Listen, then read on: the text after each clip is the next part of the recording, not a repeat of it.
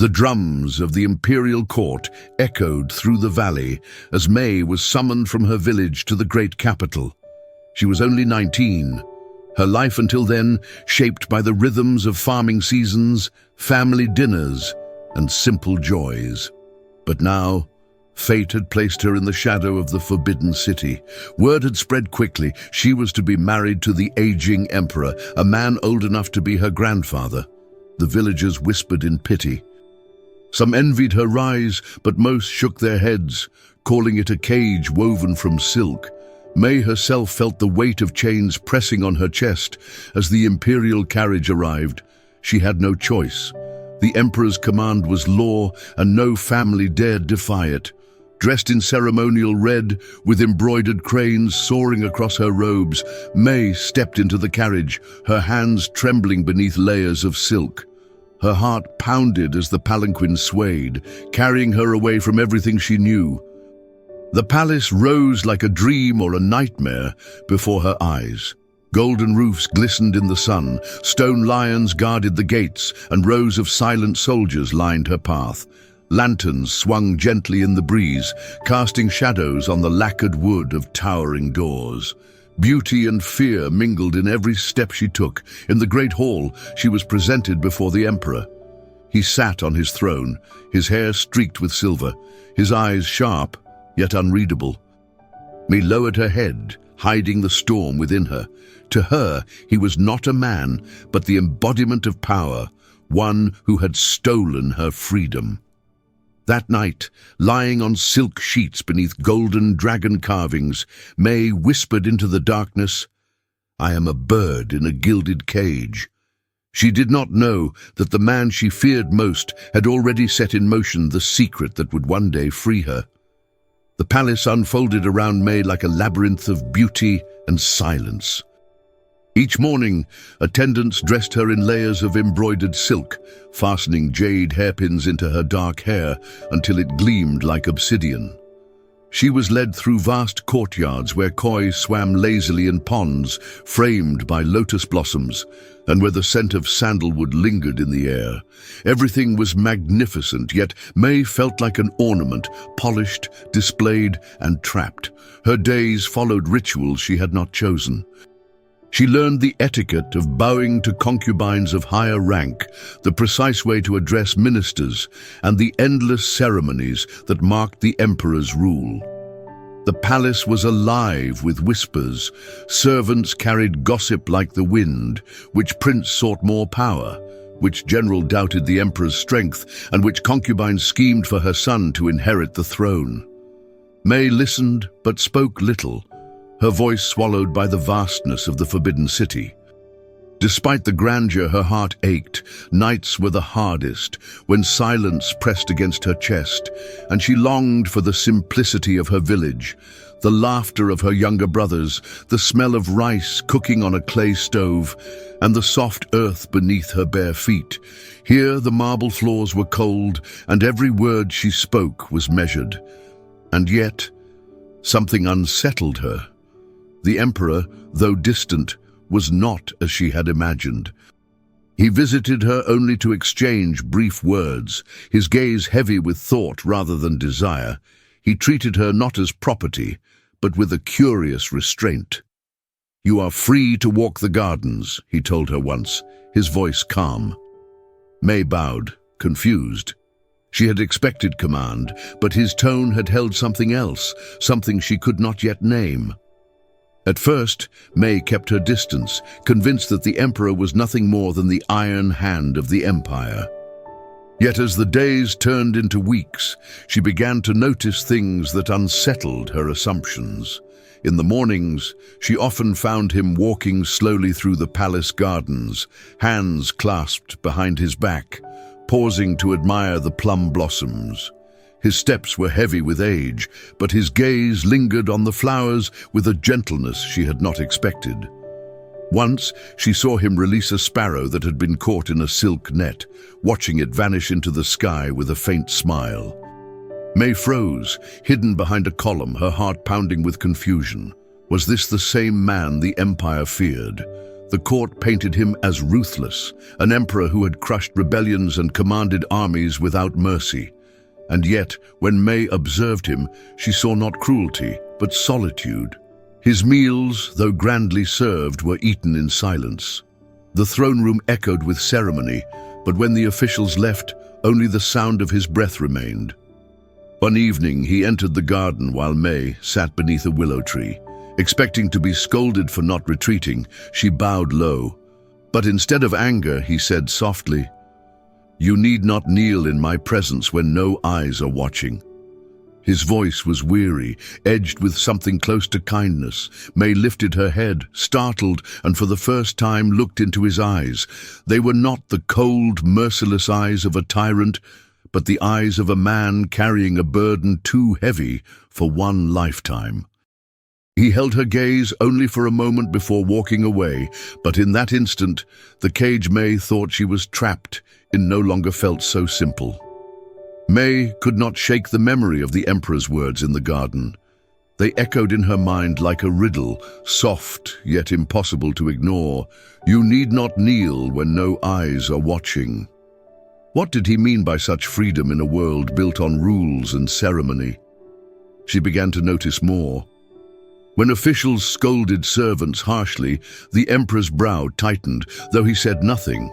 When he walked through the palace corridors, he never demanded that people bow until their foreheads touched the ground, something every ruler before him had insisted upon. His silence, she realized, was not born of cruelty, but of restraint. Still, May's heart warred within her. Fear lingered, a shadow that had followed her since the day she was carried to the palace gates. At night, she lay awake on her silk bedding, imagining the stories she had heard. Emperors who had mistreated their young brides, who had taken what they wanted without care for a woman's will. Each time footsteps echoed outside her chambers, her breath caught, bracing for what might come. But the emperor never entered uninvited.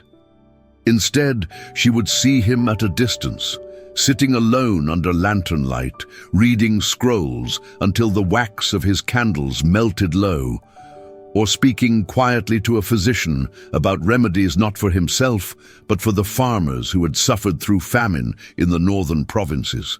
These glimpses unsettled May more than cruelty would have, for they revealed a man who did not fit the mask she had been taught to fear. Curiosity began to stir where dread had rooted itself. Who was this man, really? An emperor cloaked in power, or a lonely soul hidden beneath the crown? May found herself longing to know, even as fear whispered that knowledge could cost her dearly. The opportunity came one evening when the palace was quieter than usual. Rain drummed softly against the tiled roofs, and the corridors shimmered with lantern light reflected on wet stone. May had been walking in the garden, seeking solace in the scent of damp bamboo, when she saw him seated beneath the pavilion. Alone, with no guards nearby, the emperor looked less like a sovereign, and more like an old man weathered by years. She hesitated, but his voice broke the silence. "Do you fear me, May?" The question startled her. She bowed, her instinct to avoid his gaze. "You are the emperor. Fear is natural." He chuckled, though the sound carried little mirth. "Natural? Perhaps, but unnecessary." His eyes met hers, steady but heavy, like someone who had lived too long under the weight of a crown. After a pause, he gestured for her to sit across from him. Reluctantly, she did, the silk of her robes whispering against the wooden bench. For a moment they said nothing, the rain filling the space between them. Then he spoke, softer this time. "When I was young, I too was forced into a marriage. My father gave me to a bride I did not choose. She was kind, yet we were strangers. I learned then that power often steals freedom, not only from the weak, but from those who wear the crown." May's breath caught. She had never imagined the emperor as anything but master of his fate. The idea that he too had been trapped by duty unsettled her. He looked away, eyes on the rain. "You believe I chained you here?" but perhaps I am the one most chained of all." In that moment, May glimpsed not a tyrant, but a man bound by the very empire he ruled, and for the first time, she felt her fear soften into something dangerously close to compassion. The days that followed lingered in May's mind like a song she could not forget. The emperor's words in the pavilion, his quiet admission of chains hidden beneath gold, had unsettled her more than any command could have. She began to see him differently, her eyes searching for details she had once ignored. When he entered the court, she noticed the subtle stiffness in his steps, the way his shoulders sagged when he thought no one was watching. During banquets, while others laughed and toasted, his smile never reached his eyes, and when news of rebellion reached the palace, she saw not anger but sorrow shadow his face, as if each conflict was another stone laid upon an already unbearable weight. May found herself drawn to these cracks in his armor. One evening, she saw him in the library, surrounded by scrolls of poetry instead of decrees. His fingers traced the inked characters slowly, reverently, as though they offered him escape from the endless duties of state. Without thinking, she whispered from the doorway, "Do you read poetry often, Your Majesty?" He looked up, startled, and for a heartbeat she feared she had overstepped. But then he gave a faint smile.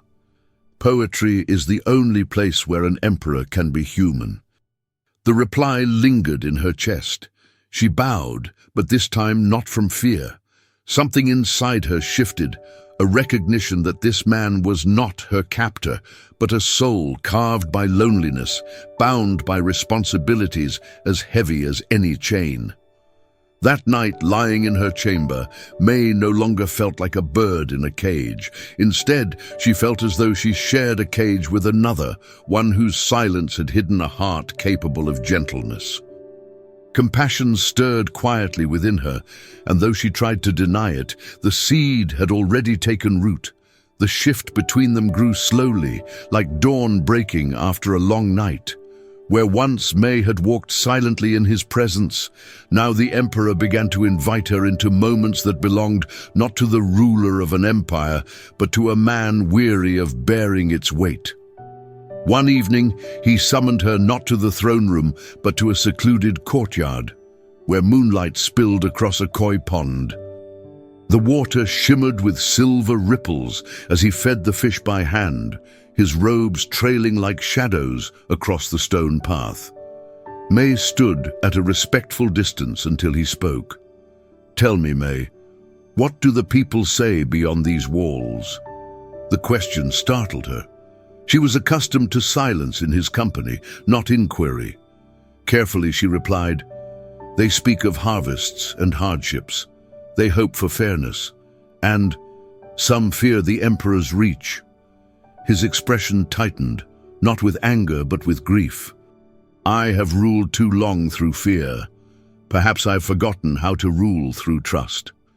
In the days that followed, he shared with her things she never expected to hear.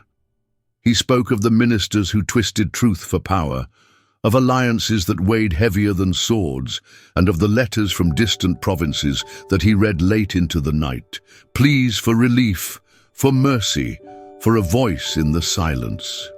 May listened, her heart torn between awe and sorrow. This was not the man she had imagined, one who commanded armies and conquered lands. This was someone stripped bare by duty, confiding in her as though she were his last safe harbor. When he finished one evening, his voice low, he said simply, "You are the first to hear my truths without asking for reward." May bowed her head, but inside her heart burned with a new understanding. She was no longer a prisoner in this palace. She was becoming its quiet witness and perhaps its most trusted confidant. The palace council convened as it always had, ministers in heavy robes, scrolls spread across polished tables, the air thick with incense and calculation. May, as consort, was not meant to sit among them, yet on this day the emperor allowed her presence silent and still beside his throne. She kept her eyes lowered, but her ears caught every word. The ministers pressed for harsher taxes to fund border defenses, their voices sharp with urgency. In years past, the emperor might have yielded, his reign long marked by obedience to tradition and the cold necessity of power. But now, he paused, his gaze distant as though weighing not numbers, but lives. "Do you know what the people eat when rice is taken from them?" he asked suddenly. The chamber fell silent. "Grass, bark, whatever they can find." "Shall I protect borders and let the villages starve? No. We will reduce the levy. The empire cannot be guarded if its heart collapses." The council shifted uncomfortably, murmurs rising, but none dared oppose him directly. May's breath caught in her chest. She recognized the words, echoes of conversations they had shared in moonlit courtyards when he had confessed the weight of his choices. For the first time, she saw her reflection in his decisions, her compassion threading through his voice. In the days that followed, subtle changes spread through the palace. Soldiers reported that villages received unexpected relief shipments. Taxes eased in famine-stricken provinces. Even the servants noticed. The emperor spoke with less severity, his orders tempered by patience. Whispers grew in the corridors. The old king is different, softer, wiser. Ministers exchanged wary glances, unsure if the shift meant strength or weakness. May, watching from the shadows, felt both pride and fear. Her presence was altering the rhythm of a kingdom, and though she had not sought such power, she could not deny the truth. The emperor was listening not to his ministers, but to her. The palace, though radiant with lanterns and gold, was never free of shadows. As the emperor's demeanor shifted, so too did the whispers that wound through its halls. May felt the change first in glances, sharp, lingering looks from concubines who once ignored her, ministers who narrowed their eyes when she entered the chamber. It was subtle at first. Servants hesitated before speaking to her, their words clipped. Gifts of fruit or silk sent to her quarters arrived later than promised, some missing altogether. In the gardens, she overheard two concubines whispering, their voices dripping with disdain. "The girl from the village thinks she bends the will of the dragon. Let her try. Dragons eat the foolish." Yet the danger became real when a letter appeared on her pillow, written in hurried strokes of ink, "Stay silent or your silence will be eternal." May's hands trembled as she read it, her breath catching like a bird trapped in a snare. She knew then that her presence was no longer just noticed, it was resented. The emperor, sensing her unease, confronted her gently one evening. "Something weighs on you. Tell me." May hesitated, fearing she would burden him further, but his eyes urged honesty. She revealed the threats, her voice low but steady. For a long moment he said nothing, only staring into the lantern's flame. Finally he spoke, his tone sharper than she had ever heard. "They forget who commands this palace." That night, guards doubled around her chambers, but May understood the truth. Power was a battlefield fought not only with swords, but with whispers and daggers hidden behind silk screens.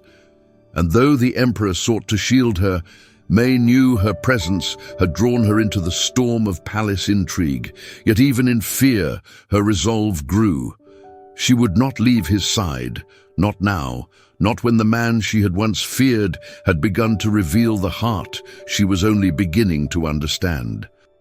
The night was heavy with silence, broken only by the soft flicker of lanterns outside May's chambers. She had grown accustomed to the doubled guards, yet unease still curled in her stomach like a restless serpent. As she prepared for rest, she caught the faint scrape of wood against stone, a sound too deliberate to be the wind. Before she could rise, the door slid open. A shadow slipped inside, blade glinting in the dim light. May's breath froze. The intruder moved swiftly, his face hidden beneath a black cloth. Instinctively, she stumbled back, her silk robes tangling around her feet. For an instant, terror threatened to paralyze her, but the clash of steel cut through the night. One of the Emperor's guards burst inside, intercepting the strike before it reached her. The chamber erupted in chaos. Shouts, the ring of blades, the crash of a vase shattering against the floor. Me pressed against the wall, heart hammering, as the intruder was forced to the ground.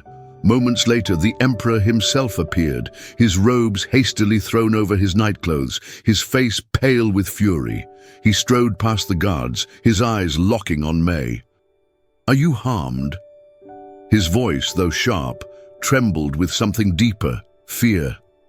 She shook her head, unable to speak. The Emperor knelt beside her, taking her hand in his. For the first time, May saw not the ruler of an empire, but a man stripped bare by the thought of losing her. Turning to his men, his voice thundered, "Find who sent him. If any minister dares place a hand against her, they defy me directly." The air trembled with the weight of his words. As the guards dragged the would-be assassin away, May met the Emperor's gaze.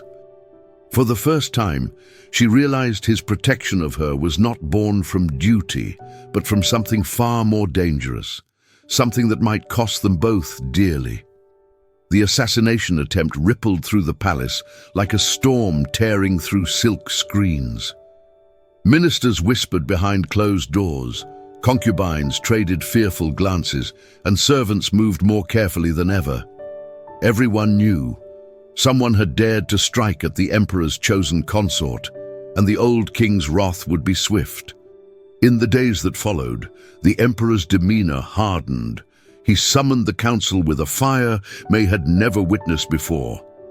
"Disloyalty hides in shadows," he declared, his voice echoing through the gilded hall. "But shadows cannot stand before flame."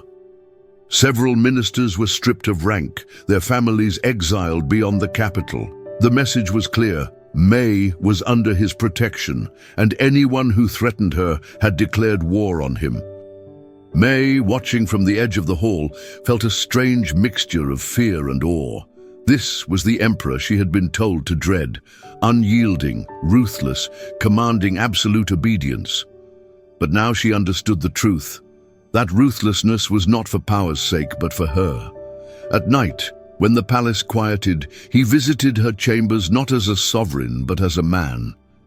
He sat beside her, his hand resting gently over hers, his voice lower than the whisper of lantern flames. "I thought I had buried my heart long ago," he confessed, "but the thought of losing you reminded me it still beats." May's chest tightened, her fear dissolving into something warmer, deeper. She remembered the bird he had once freed in the garden and realized that in his own way, he had been freeing her all along, not by command, but by protecting her right to exist in a place that sought to silence her. For the first time, she looked at him not as the old king forced upon her, but as the man who had chosen, against all odds, to stand by her side. Spring returned to the empire, with blossoms unfolding across the palace courtyards. May walked beneath branches heavy with plum flowers, their fragrance sweet against the crisp air. Beside her, the Emperor moved slowly, age evident in his stride, but his hand steady as it brushed hers.